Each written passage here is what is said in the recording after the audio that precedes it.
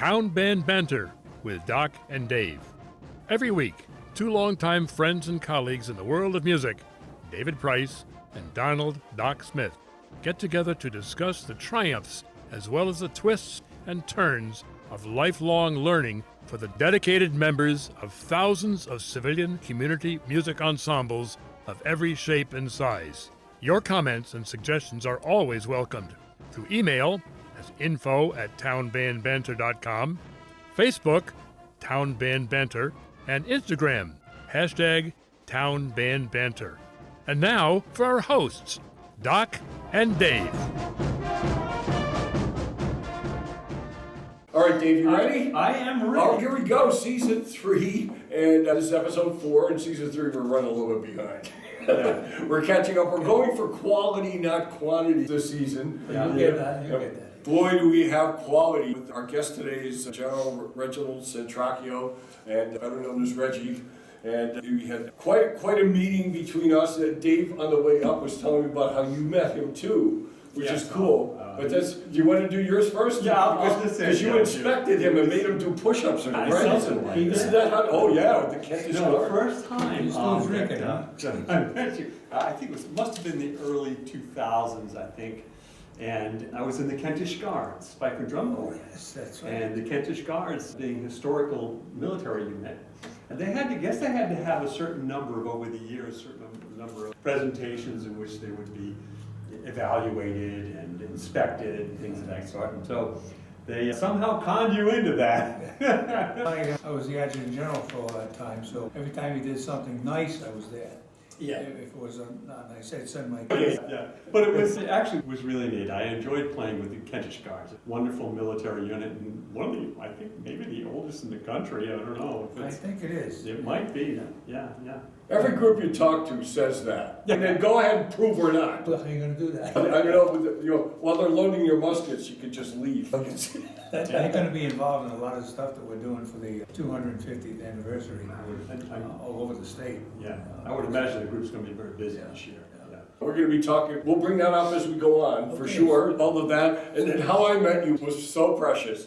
It was, I think it was Moonlighters was playing for your retirement banquet. It was. Correct? Yes.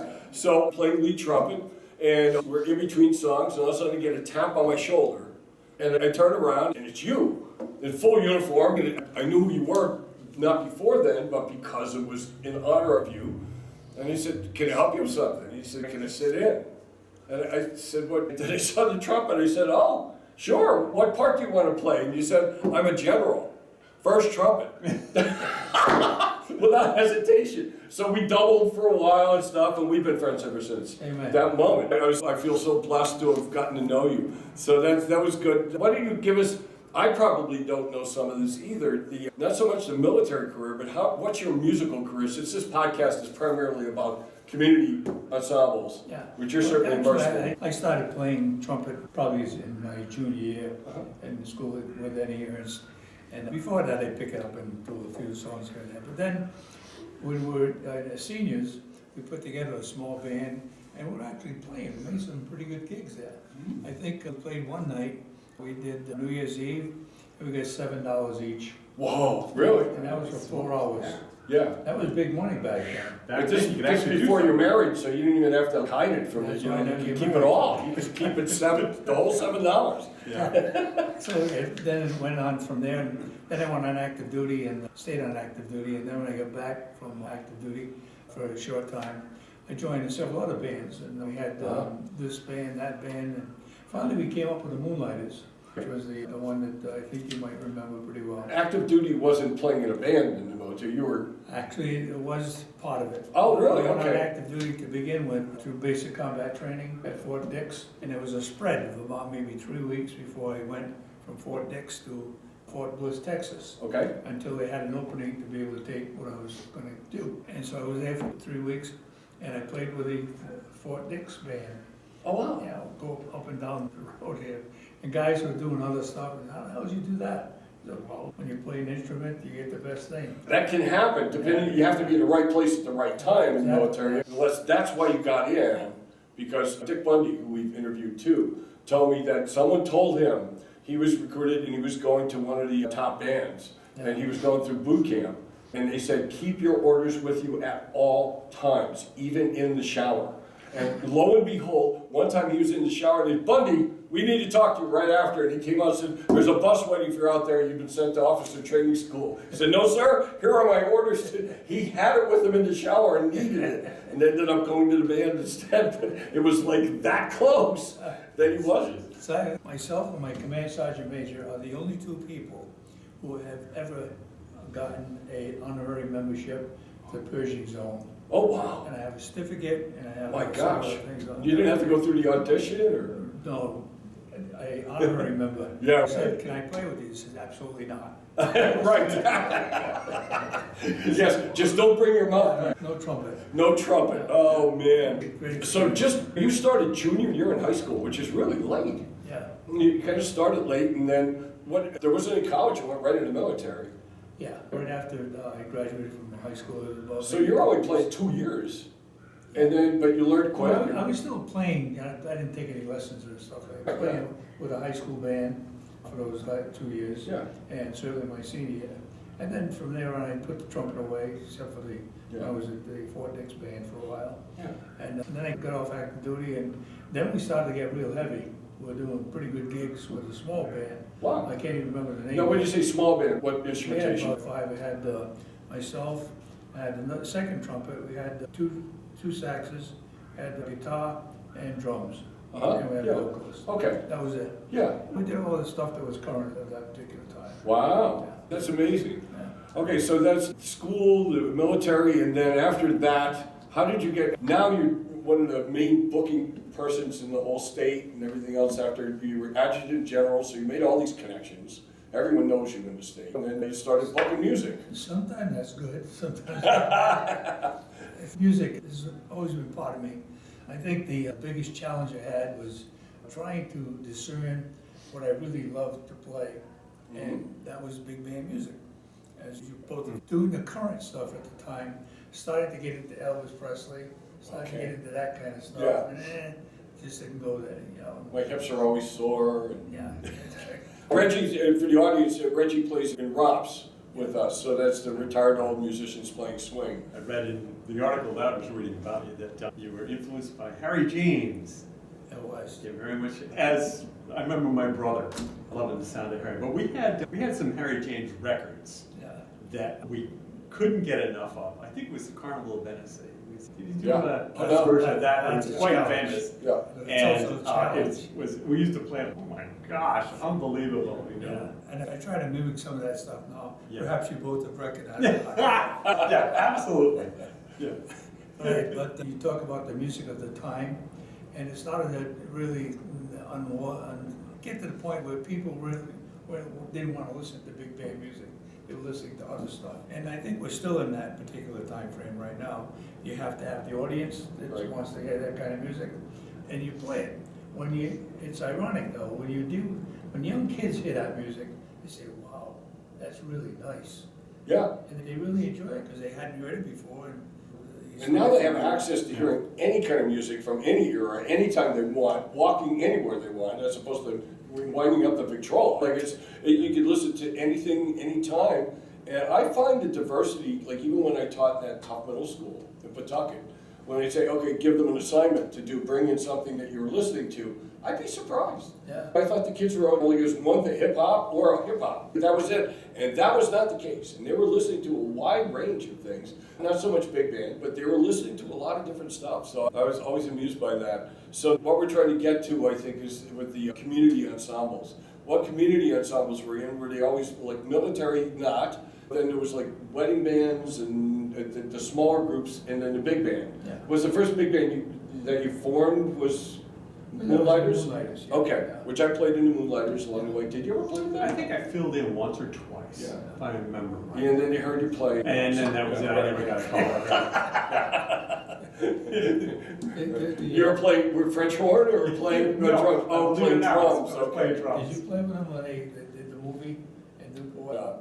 They did Mr. North, and that's still out there. Yeah. And they did it, but I was always amazed too. My brother played sax, and he was pretty good at it. And so they were all sitting there playing, but they weren't recording what they were Oh, playing. mimicking. Oh, what I they had see. back Yeah, on. yeah. But they had to sit there for hours. Oh, all day. Yeah. You're there within the movies, and then you're on for 30 seconds if it's that much. Yeah. Because I knew guys were in, what was it, True Lies, over in Rosecliff, and they were there for 8 hours, and I think they were on for less than 30 seconds. Yeah. And it wasn't them playing, obviously, and it was like all the way in the back, and if a dancer moved, you saw one of them. I tell you, that's so irritating, because right now I work for, but I'm a analyzer for military discussion from time to time with Channel 12. And they interview me for 20 minutes, and I get about maybe less than 2 seconds. Yeah. And they take just something out of it. I said, I didn't say that. Oh. If I said it, you took it out of context, and then, so I told them, if you keep doing this, I'm not gonna do it anymore. So now I get more time, and then they cut it after. Because they taped what you had said and said, I want to do it more, which was in there, yeah, it was. It's always fun. Yeah, editing. I do the same thing with this, actually. So here we go. You'll be interested in what you answered for everything. Yeah, No, we're in good shape. So get us to what got you. When did you start like booking different ensembles? And some of them are pro, and some of them are not. Like we try to separate that. We're focusing more on the volunteer groups. Yeah. No, but Actually, I stayed pretty active with it all through my initial military career. And I was booking small bands for this function, that function. We did a couple of weddings, which wasn't easy. I think you all know that. No matter what you do, it's wrong. And we had a thing with our band. If we do play special requests, just put it on the back of a $50 bill, and we'll be happy to play whatever song you like. And then we didn't have many requests at all. There's one guy come up to me and says, I asked for a waltz. That wasn't a waltz. I said, did you ever consider you may not know how to dance? Oh my gosh. Yeah, I did weddings for Yeah. 13 years, the first stint, and then I added on maybe another 4 to 5 years. With the same band, Rhyme and Reason was the name of the band. Yeah, Rhyme and Reason? Rhyme and Reason, Wow. yeah. What type of music was it? But 5-piece, general music, general business music Yeah. sort of thing. But it was a very good group, we all sang and did a lot of Manhattan Transfer type stuff, and it was a wonderful group, it was really good. They still around? Yeah. No, we all retired after a certain number of years, sort of thing. But I don't know if you knew, the lead singer was Linda Polano. It was her I band. remember her. Yeah, Linda Polano. She was a wonderful singer. Yeah. Maybe she still is. Yeah. But it was a terrific group. I'll tell you, made it pretty good during the wedding season. I could actually pay off to some bills. Yeah, You know, right. yeah. It's amazing. But yeah. I was a house band in Scranton, Pennsylvania too, for St. Mary's Center. We could do 2 or 3 weddings a day, and 5 in a weekend. Yeah, makes It's cash. crazy, yeah, and it played all the same stuff, but not all the same. You need to adapt it a little bit for the weddings. But the weddings that were there were all similar because they chose that venue. Yeah. So that's the kind of weddings we had. So Yeah. we had it down. And we didn't have to move very far. Sometimes we have to move from room to room. But most of the time we have to go very far at all. Just open up a wall and just turn the stuff around. And start it up again, go at it again. And I was in 2. One was with an accordion, and then he actually switched to keyboard. But so we played a lot of polkas were part of it in Scranton, Pennsylvania. It started in Scranton, it's not a robot.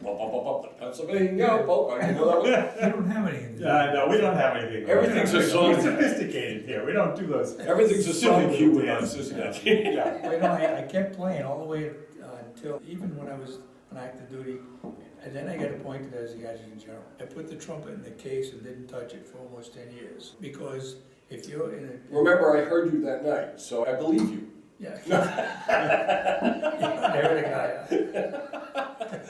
But I'm gonna be doing a lot of push-ups at the end of this interview, I could tell, yeah. I want to see that too. But I stopped playing because if you're in a somewhat of a position, you play a wrong note, you're on the front page. Right, So no, that- that's absolutely true. Yeah. Yeah, that's too bad. So you didn't get to play for a while, but, so, in the military career, you did active duty, and then how did you become a general? It wasn't easy. I imagine, yeah. Well, I was full-time National Guard. So Okay. it was active duty basically. Yeah. Different title. But bottom line, I stayed that way from private all the way up through full colonel. Okay, And then I retired for about a year, 2.5 years, and it spread. And then Governor Holman called me back as the adjutant general. right. And so I was appointed. And then you have to go before the, So that's an appointment, oh yeah. but not by the military. In Rhode Island. In Rhode Island, okay. Yeah, Oh, but I you know have to that. be in the military to get it. Yeah, And you also have to be qualified. You have to go before the Senate, the US Senate, and they determine whether in fact you can get. oh, not the state senate, the United States Senate. Yeah. Oh, wow. the Cool. government, yeah. And so it's called a confirmation for a federal position. So the senators were Palanchifi, Uh, right? At that point, or no? Not necessarily. They probably were Senate, but they weren't on that particular committee. Oh, okay, okay, But when the committee does its thing, then it goes to the full Senate, yeah. and they vote on it as to whether you go forward or not. Wow, And so once you do, you get that, and the governor, you know, you work for the governor. right, It's a state position, but it's federally funded. State funded for the Adjutant General, but the National Guard is a state organization which is funded federally. So you're responsible, you have a dual responsibility, one to the President of the United States and one to the governor. So when you take your oath of office, you swear I'll pay the oath as the President of the United States and the Governor of the State of Rhode Island. wow. Now, that, I knew there was a lot of swearing in the military, but I, yeah. well, the governor was swearing out. No, he was governor when I arrived in the state, I think, it was '94. I came here in the state, or he Yeah, right. was becoming governor, or whatever. He was the first governor I knew. Yeah, that was probably the latter part of his first time. Yeah, And I became the Adjutant General in '95. And so I stayed there from '95 to 2005, a little bit over. yeah. And so I had a good run. Were So I you- went from private to, and when I retired, they gave me another rank, which was Lieutenant General, which is 3-star. Cool, So my federal rank was Federal Major General, 2-star. right. State is 3-star. So, and I'm also the Adjutant General Emeritus. And so when they give me a number plate, I got #1, and with Adjutant General Emeritus on it. That's how that came about. Now, the band program here in our National Guard is very developed. It's It is. terrific, yeah. It Did is. you have any impact? Now, I'm sure you didn't stop it, but. I did. That was a quick story for you. Okay, no, that's what I figured. The 88th Army Band was the band at the time, and I had several people who were pretty good musicians. One, the leader was Jack Jesse. I Okay. happen to have his trumpet now. Ooh, The side story from that one, after I bought it, I said, Jack, it doesn't sound right. He says, you know why? Because you don't know how to play it. And you're not getting your money back. and he had to do push-ups. Yeah, he didn't get his money, yeah, no money back, but. So bottom line is, the 88th Army Band was good. It's, the stories about Army particularly, Yeah. bands here in the state, our last guest was Mark Stickney. And I didn't realize that Newport was primarily an Army station. I mean, I think because of the Naval War College, the port and everything else, but that entire Fort Adams was Army. Oh, yeah. And they had their own band there and at the fort and everything else. They have a cemetery and some of the musicians are buried there and he's studying that. The guy that was my command sergeant major was born in Fort Adams. In Fort Adams. Yeah, Wow. yeah. And so it's quite a place. And we have a lot of musical kinds of things there, and they're still doing You it. have the Newport Folk Festival and Jazz Festival are the Yeah, biggest right things there that go at on there. Adams. Exactly. In 1976, which was the bicentennial, I was also on that commission, Ooh, and they brought the tall ships in. of course. And that was a really magnificent thing. They come in and we fire the cannon out there and so on. Yeah. And we had some pretty good times. And one time I had all the adjutants general in the whole country here in Rhode Island. Wow. And we had a big ceremony at the, I think it was the Cliff House. Right, that'd be a good place to do it. Was it Rose? It's, I forget the name, it's Rose something or other. Anyway, yeah. we had, everybody was up there, every state was there, except South Carolina was missing. And we're looking around for them, and we had a cannon facing out, we were firing a cannon out into the ocean. Yeah. No projectiles, but, Right, yeah. and all of a sudden you see this guy climbing up in his Confederate uniform. I love You lost, I get the hell out of here. Yeah, and he didn't have any projectiles. It was like, what the darn? He could have taken care of this whole thing right now. We had the Army band there, Yeah. and they Well, played which Army band? the Persian Zone. Wow, okay, yeah. Uh-huh. And we had there's another one that's, they extracted from the band, and they have the chorus with it, and they have instrumental part to it too. That was probably the most magnificent thing we've had for the whole thing. They came down the stairs at Rosecliff, and they were singing and playing, and Yeah. I'm getting goosebumps thinking Just about it. thinking about it, yeah. And we didn't have video cameras Yeah, then, or phones. It would have been a great thing to have. Is there a record of it? I'm not sure, I'm not, Or is it classified? No, I'm just well, I'd have to kill you if I told you. Yeah. Was a small price to pay, a small price to pay. Now, and so you put the horn away for 10 years. Yeah. All right, now this is, you guys that deal with brass probably have direct answers about you. So you pick it back up again, all right? That's some 10 years later. How was that lip? It's just, Yeah, I was gonna say, I am struggling playing the French horn. I'm really, as I said, it's a tough thing. it's very hard, yeah. So what I do, even when I'm coming to our rehearsals, I bring the mouthpiece, and You're buzzing Yeah, on the I go way. way down. Oh, okay. And then I get something. I don't practice every single day, which I should, but I don't. Yeah. But back then, I was able to put it together once in a while, but not out in public. Yeah, So basically, I wasn't playing in public, but I didn't put it away totally either. sure. So it was somewhat of a challenge to Yeah. pick it up at the end. Because that is one of the discussions we've had in several of these podcasts, the fact that with the community bands, senior citizens that are playing, and to keep them playing, and Many of them who took a break like that, Took come a back, break, yeah. Exactly, and coming back, and how do you deal with them, and what their unique problems may be, that sort of thing.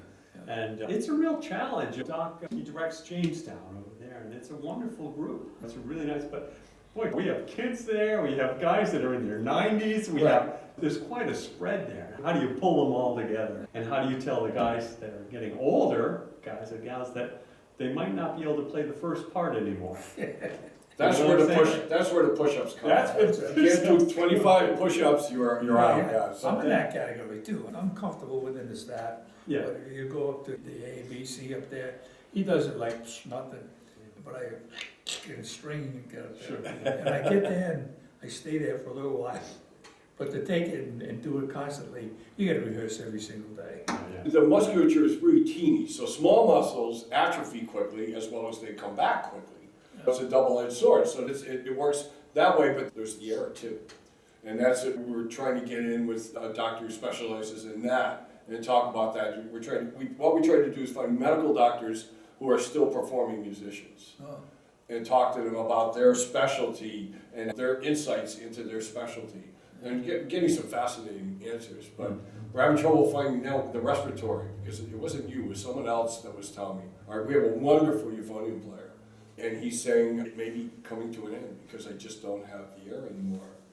And you know what, I told him that we try to find someone, and he said his guy isn't, so we need to work on that. Audio is the other one that's like next on the list, because we have so many people with hearing aids and stuff like that. And Yeah. the new hearing aids. What? Yeah, right. As a drummer, that's of course what gets beat up, is the fact that your ears they just crumble. And But I I feel gotta very, say, you do a good job keeping the band oh, together. thanks, I appreciate it. Yeah. It's a wonderful group. We're talking about romps, by the way, but the group romps, it's a 18, 20-piece swing band, and we focus in on the 1940s era, 40s into the 50s thing, and a few older things. We do some new stuff, but it sounds like the 40s and 50s. Yeah. It's kind of like the polka bands I played with in Scranton. You can make anything into a polka, but it's still a polka. It still sounds like a polka. Yeah. Yeah. So, yeah, we're just looking also at the arrangements for the bugle call rag. There's, I guess Wayne sent me 3 different arrangements. And I think we're gonna have to stick with the original, came Okay. out of the, who was it? Not Glenn Miller. I just didn't get a chance to look at it Yeah. yet, but I'll take a look But at it's it. pretty straightforward, Is it? because they have a Doc Severson arrangement that's Yeah. that's spectacular. Now, I'm not saying you guys can't cover it, I'm not saying that. He was the guy. The nickname came separately than that, but then later on I realized, oh my gosh, that's the guy I listened to all along. Yeah. I don't have the jackets. I don't have the sequin jackets. So he used to practice. Oh, he did, yeah. No, his motto was, if I don't practice, if I miss a day, I know it. If I miss 2 days, the band knows it. If I miss 3 days, everyone knows it. Yeah, yeah. So Amazing. so we stay on time here. Let's Oh, one last big topic, and then we have questions that we ask everyone. And that's the 250th. Yeah. Yeah, I know you have a lot of things going on here. We're in Scituate Town Hall, fabulous place. Thank you for arranging that. And one of the signers of the Declaration of Independence was from here. Maybe we could mention that. But what's going on? What's your involvement in the 250th celebration, particularly with music? Well, you're sitting in my chair, because I happen to be the chair. Okay. For the 250th Wow. for Scituate. Would you feel better if we shifted down? It wouldn't hurt. No. I was wondering why I was feeling so nervous, the pressure. Yeah. But I think you do a good job. But you're dancing. We have everything from having people from the War College that came here a few weeks ago and told us about George Washington coming to Rhode Island and what he did in Newport. He went to Providence for a short time. But He signs all over the place. He slept here, he slept there. He slept his whole I know. Did he ever do anything? Right? He's never away. But the guy was pretty right on about telling us exactly what he did, and that was one of them. Right. We had Stephen Hopkins, who you just saw, Right. lived in Scituate. He signed the original certificate talking about taking over our own capability. And easy to pick out in the picture because he has the hat on, because he was a Quaker. So yeah, you can pick him right out. Yeah, and we have several things that we're doing. Rob's is one of them. We have that coming in the summertime, there are lots. And we have another big band, Rhode Island Wind Ensemble, we use for the end of the season. And they're gonna come in again in August, I believe it is, at the gazebo down in North Scituate. Right. And we have another function that's taking place next to me, which is an old house that was built back in 1600s. And they're gonna open it up and have all the general public come in and show them what the bedrooms were like, the kitchen was like. And we're gonna have, hopefully the Kentish Guard will be part of it anyway.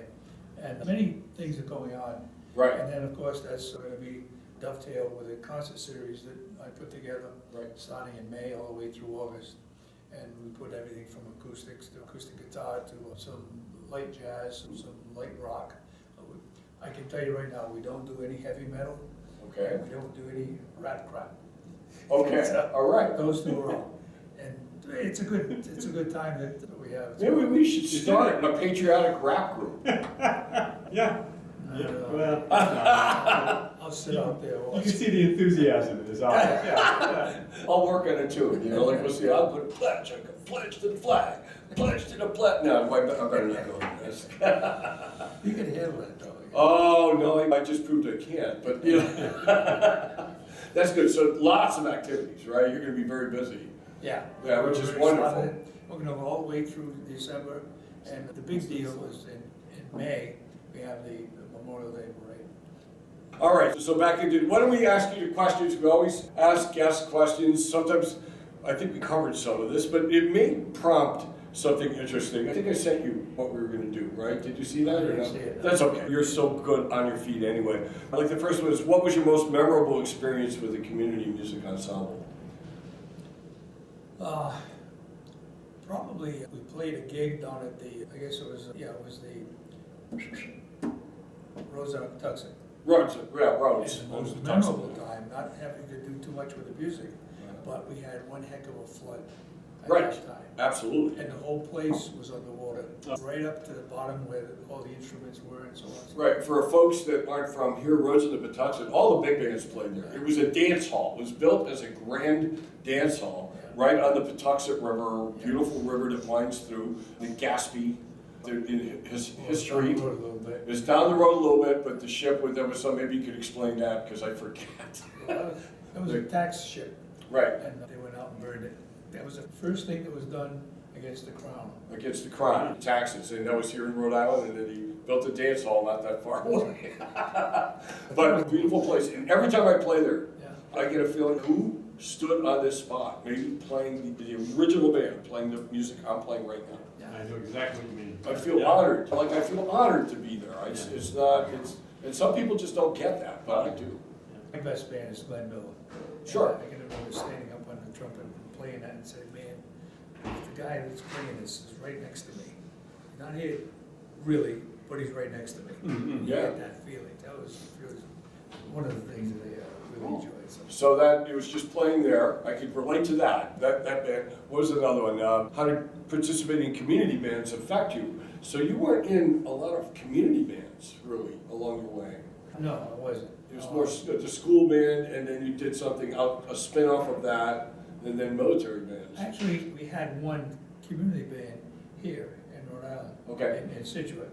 It was called the Troubadours. Okay, But it was a bunch of older guys and a lot of kids from the school who would play at the fire station down Right. in Potterville. And that went on for maybe a couple of years. Right. And then it went the other way because people didn't want to rehearse and Right? Then you know what the story is. We don't, wait, are there parades, what do you do for parades? Where do the Okay, parades now, go? so it was on that subject, I'm glad you reminded me. Yeah.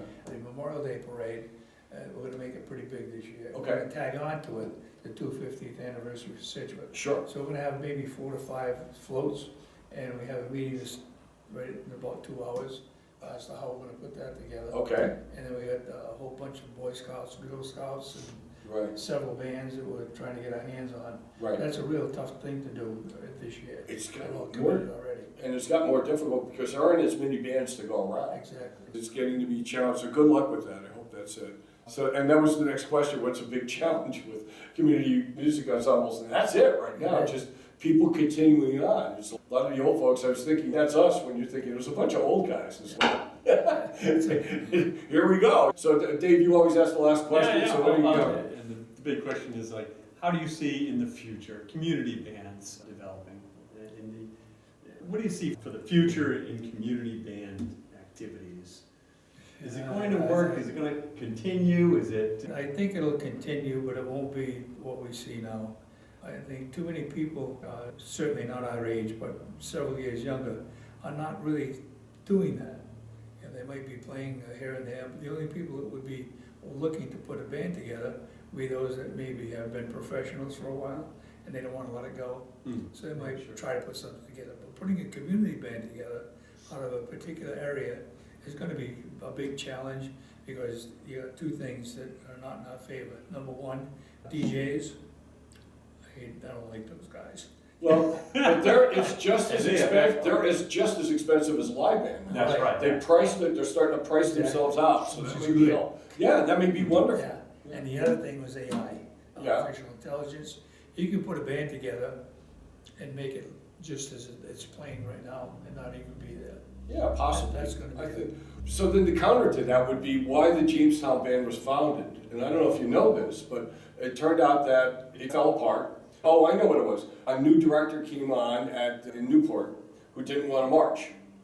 Didn't want to bring the kids all the way across the bridge to march in that parade anymore. So that one year they didn't have a band, so they had a Jeep with a speaker on it. And a bunch of guys who were now the founding members of the Jamestown Band about 30 years ago looked at each other and said, there have to be like a dozen people in town that can play. We are not going to go, and the very next year was the first year of the Jamestown Community Band just marching the Memorial Day Parade. So sometimes, and then in a way, I'm thinking I'm much more positive about it because COVID turned things around. People got they were so remote and wanted to be with other people that it's energized some of that again. So I'm hoping it may carry over. I hope so. Yeah. But those are challenges that we'll be facing. Just to give a quick push on Scituate, the school band in Scituate is a good band. Yes. And I think that when we play the Rhode Island Wind Ensemble Yeah. at the end of the year, you came to that. I did. We fused into that. Right. Several kids from the band, including the director. Right. And that really goes over well. They remember that. Oh, And absolutely. that may give them a little bit of a possibility that they might want to do it Yeah. on their own one day. Right. Well, I hope that's the case. Well, thank you so much for doing this, Reggie. Well, this is It good. was amazing. And I didn't have to In do it. spite of what we say, we really do appreciate it. You know what I mean? In spite of what you look like, I guess. The hat. Oh, All right. So we better. If I take the hat off, There we go. Now then we need have the light powder. problems. Now we need the powder on there for the TV thing. You need the powder. They proved that. Not this lighting was perfect. Which is what you got. Oh, really? Okay, that's good. Yeah. All right. Thank you so much. We'll Thank you end the for way being that we here. always do. Thank you. Thank you. Yeah. So we tell everyone to just keep on playing. Yeah.